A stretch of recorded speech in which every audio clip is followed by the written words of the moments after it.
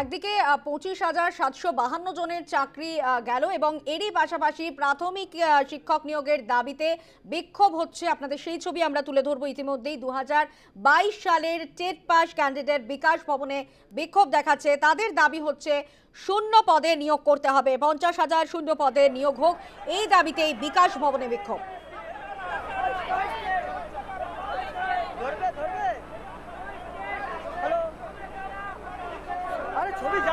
বিকাশ ভবন অভিযান চাকরি প্রার্থীদের প্রাথমিক শিক্ষক নিয়োগের দাবিতে ২০২২ সালের টেট পাস ক্যান্ডিডেট বিকাশ ভবনে বিক্ষোভ দেখাচ্ছে।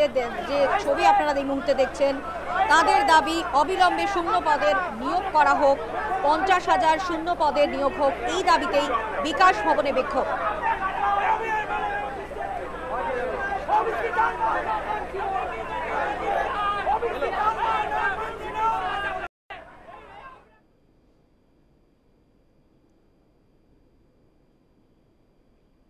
বিকাশ ভবন অভিযান চাকরি প্রার্থীদের দেখছেন সেই ছবি। আমরা প্রতিবেদনের দিকে নজর রাখবো, পাঠিয়েছেন প্রতিনিধি সন্তোষ ঠাকুর।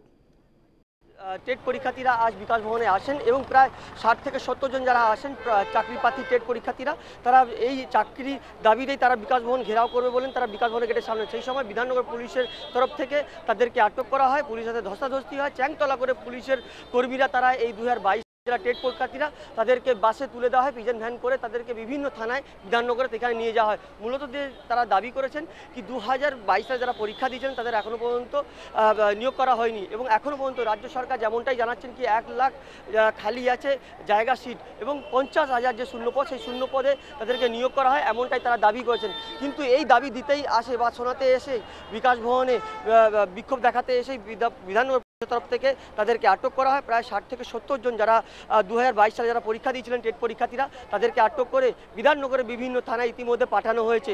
তাদের যে দাবি সেই দাবি তাদের মানতে হবে, এমনটাই তারা জানাচ্ছিলেন কি যে ৫০,০০০ শূন্যপদ সেই শূন্যপদে তাদেরকে নিয়োগ করতে হবে, এমনটাই দাবি করছেন।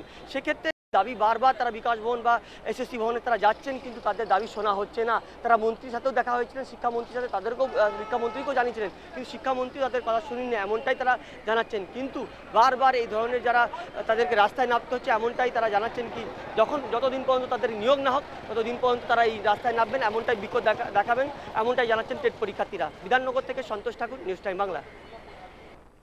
২০২২ সালের টেট পরীক্ষার্থীরা